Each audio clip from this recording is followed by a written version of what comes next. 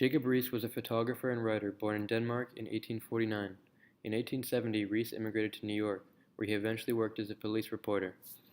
This work often brought him into contact with the dire living conditions of the working class during the Second Industrial Revolution. He was outraged by the fact that many people overlooked the extreme poverty and suffering of immigrants and workers.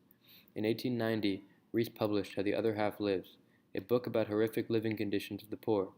Riis put to use the technological advancements that were arising and used flash photography to document the tenements during the night.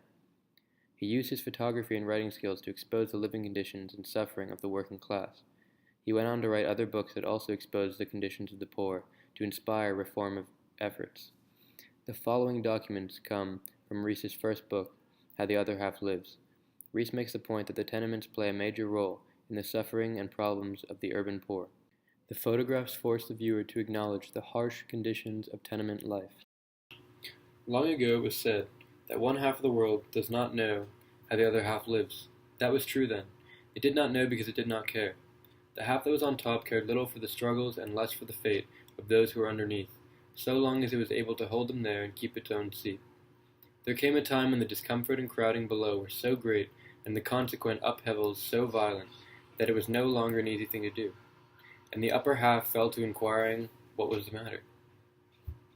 Information on the subject has been accumulating rapidly since, and the whole world has had its hand full, answering for its old ignorance.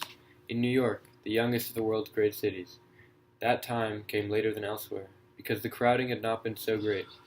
There were those who believed that it would never come, but their hopes were vain.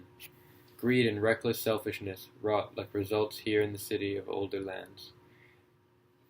When the great riots occurred in 1863, so reads the testimony of the Secretary of the Prison Association of New York before a legislative committee appointed to investigate causes of the increase of crime in the state 25 years ago.